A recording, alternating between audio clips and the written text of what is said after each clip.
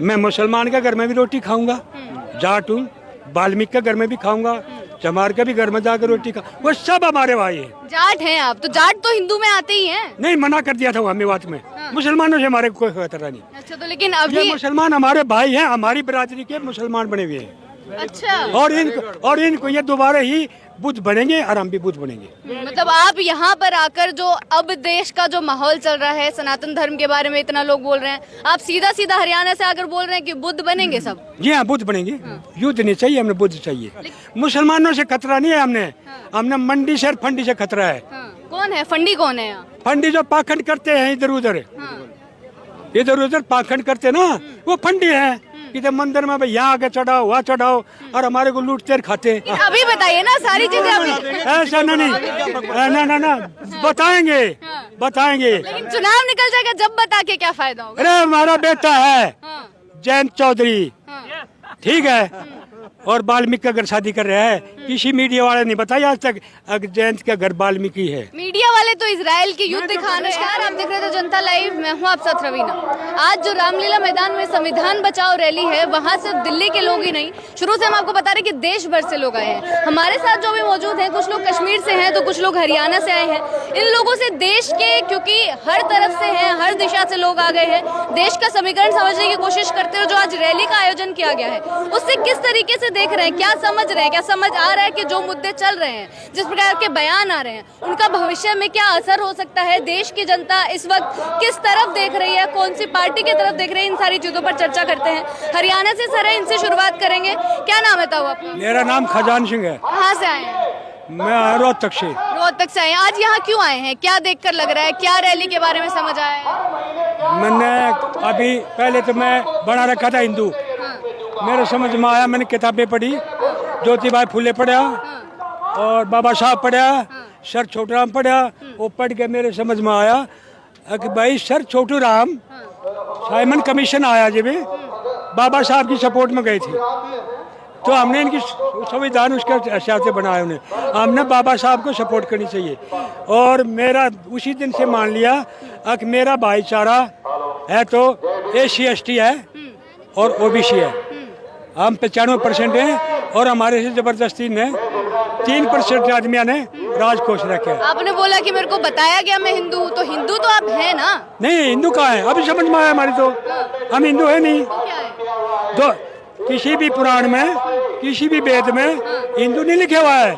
200 साल पहले हिंदू आया है, 200 साल पहले। तो आप क्या है फिर? आप क्या है फिर? हम बौद्ध। बौद्ध है। हाँ। अच्छा। हाँ। तो अभी मतलब आपको ये सारी किताबें पढ़ के ये समझ आ रही है? हाँ, समझ में आया, हम बौद्ध है। शक जाति आई थी बाहर से, शक समझो, पढ़े आपने? हम शक के वंशज हैं और यहाँ का हमारे बुजुर्गों ने बौद्ध धर्म में हम संकलित हो चुके थे। लेकिन इस वक्त जो देश के हालात हैं, सनातन धर्म की बात हो रही है, एक तरफ राम मंदिर की बात हो रही है, हरियाणा में तो बीजेपी की सरकार ही है, वहाँ पर भी नूह में अभी दंगे हुए हैं, तो क्या चीजें हैं फिर? ये सब झूठा प्रचार है, हमारे को गुमराह किया जा रहा है। हिंदू करके नहीं। मुसलमान, जहाँ आपका दरवाजा बंद हो जाएगा तो आप कहाँ जाएंगे? हिंदुओं का मंदिर है ना, जो मंदिर दरवाजा बंद कर लेंगे तो गरीब लोग कहाँ जाएंगे? मस्जिद की तरफ जाएंगे। मालूम है, ये यहाँ से बाहर से कोई नहीं है, और ना कोई तोक तलवार की नोक पे मुसलमान बनाएगा। हमारे गरीब हैं, हमारे भाई हैं, उनको जब मंदिर में नहीं जाने दिया तो वो मुसलमान मर क्रिश्चियन में जा, आज भी जा रहे हैं। मेरे को कहा 100 मन जनेऊ फूकता था औरंगजेब, जब ना कोई OBC जनेऊ पहनता है ना SC/ST पहनता है, तो जनेऊ किसके? और वो जो पंडित थे ना, वो उसके दरबार में फिर अपनी बेटियों की शादी करते थे, वो उनके सारे बने रहते, तो उनके जनेऊ कैसे फेंकवा रहे थे मुगल? हमारे को गुमराह कर, जब पढ़ा मैंने ये समझ में, ये तो सारा गपोड़ा है। जजिया टैक्स लगाया मुगलों ने, औरंगजेब ने, तब उनको कहा भाई जजिया टैक्स लगाएगा, तो पंडितों ने कहा हम बाहर से आए हैं, हम हिंदू नहीं है, ये बाकायदे लिखा हुआ है, अगर हम हिंदू नहीं है हमारे ऊपर टैक्स मत लगाओ। और उनके साथ में रहे, रामायण कहाँ लिखी थी? दुबे ने रामायण कहाँ लिखी है? मस्जिद में बैठ के रामायण लिखी है। उनका तो भाईचारा था मुगलों के साथ में, मुसलमानों के साथ में। आज आप देश को जब देखते हैं, आज जब ये हिंदू मुस्लिम चलता है, सारी चीजें चलती है, तो कैसा लगता है? तुम हिंदू को कहते हो? हमारी जो सबसे पहले यूनिवर्सिटी हमारे देश की थी, कहाँ थी? वो किसने पकवाई? ये पेड़ों ने पकवाई और मोमडनों के द्वारा पकवाई। पटना में जो थी ना, हमारी 7, 8, 10 वो थी तक्षशिला वगैरह यूनिवर्सिटी, सब जलवा दी, उनके कागज भी जलवा दिए। और बेटा ऐसा है, 1000 साल पहले ये संस्कृत भी नहीं थी, लैंग्वेज संस्कृत नहीं थी, तो क्या था? हैं? क्या था? पाली, हाँ। पाली भाषा थी। संस्कृति 2000 साल के बाद में आई, हिंदी भी और सब कुछ। तो शास्त्र भी 1000 साल के अंदर ही लिखे गए हैं, उससे पहले तो नहीं लिखे गए। लेकिन जो आज आप यहाँ जिस रैली में आए हैं, संविधान बचाओ रैली है, जो बयान जिस तरीके का आया है, वो आपको पता ही होगा, विवेक देवराय ने जो बयान दिया, उसको किस प्रकार से देख रहे हैं कि इस प्रकार के बयान आ रहे हैं? और अब 2-3 महीने बाद इस रैली करने का क्या उद्देश्य है? बेटा, हमारे आदमी बहुजन समाज के मलाई चाटने के लिए उनकी गुलामी कर रहे हैं, ठीक है? हमारा संविधान खतरे में है। और संविधान खतरे में, एक तरफ हिंदू खतरे में है, इधर संविधान खतरे में। हमने हिंदू का कोई मतलब नहीं है। हमने, हमारा भाई उदित राज ने यह बताया कि भाई संविधान खतरे में, आओ हम आए हैं संविधान। और कोई भी कहेगा हम वही संविधान के लिए लड़ेंगे, ना कि हिंदू के लिए लड़ेंगे। लेकिन बचाने की जरूरत लग रही है आपको? किससे बचाना है संविधान को? संविधान चोरों से, कौन है? मनुष्य मृत्यु वालों से। अच्छा, जो मनुवादी है उनसे बचाना है।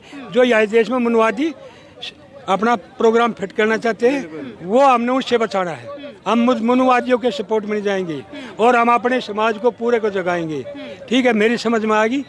मैं मुसलमान के घर में भी रोटी खाऊंगा, जाट हूँ, वाल्मीकि के घर में भी खाऊंगा, चमार के भी घर में जाकर रोटी खा, वो सब हमारे भाई है। जाट हैं आप? तो जाट तो हिंदू में आते ही हैं। नहीं, मना कर दिया था वहाँ मेवात में, मेवात में मना कर दिया था।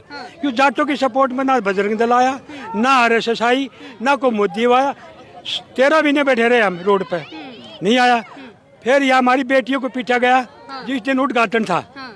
उद्घाटन के टाइम में हिंदू लोग किन्ना जमाते हैं, कोई भी प्रोग्राम होता है उत्थापन करने के लिए, और ये क्या कर रहे थे? बेटियों को पिटवा रहे थे यहाँ। समझ मालूम है ना? तो ये हिंदू कहानी, ये भी नहीं हिंदू है, ये भी झूठ बोले हैं। तो आप क्या बोल रहे कि जाट हिंदू नहीं है? बोल रहा था ना मेवात में, उन बुलाया ना कहा और जाटो, मैं कहा भाई हम तो जाट, हम हिंदू है नहीं। साफ साफ नूह में जो हिंसा हुई, क्योंकि आप मेवात की बात छेड़ रहे हैं, तो वहाँ पर भी तो इस तरीके की चीजें हुई कि मुस्लिम बहुल इलाका है तो इसलिए दंगे हो गए, क्या हिंदू अब अपनी महासभा नहीं निकालेंगे, इस तरीके की चीजें आई थी ना बाहर। ऐसा है, सर छोटू राम को रहबरे सर छोटू राम कहा था मुसलमानों ने, और इन लोगों ने क्या कहा था, यहाँ के मनुवादियों ने, छोटू खा। हम पहले से हमारे साथ में षड्यंत्र हो रहा है, तो उनने छोटू खा कहा था। कोई शहर ऐसा है जिसमें 1928 से पहले 6 कॉलेज बढ़ गए हूँ। ये हिंदुस्तान में कोई है ऐसा शहर? कितना बड़ा शहर हो? सर छोटू राम की जानकारी गई है, स्रोत के अंदर 6 कॉलेज बने थे। अगर हमारा समाज पढ़ेगा तो समझेगा ये बेकाई में नहीं आएंगे। और उसने साफ साफ कहा था जाटों को, सारे जाटों को, सारे किसानों को, मंडी से और फंडी से बच जाइयो। अगर मंडी फंडी से बचे रहोगे तुम्हारा कोई कुछ नहीं बिगड़। मुसलमानों से खतरा नहीं है, हमने मंडी से और फंडी से खतरा है। कौन है फंडी? कौन है यहाँ? फंडी जो पाखंड करते हैं इधर उधर पाखंड करते ना, वो फंडी है। इधर मंदिर में भाई यहाँ आगे चढ़ाओ, वहाँ चढ़ाओ, और हमारे को लूटते खाते, वो फंडी है।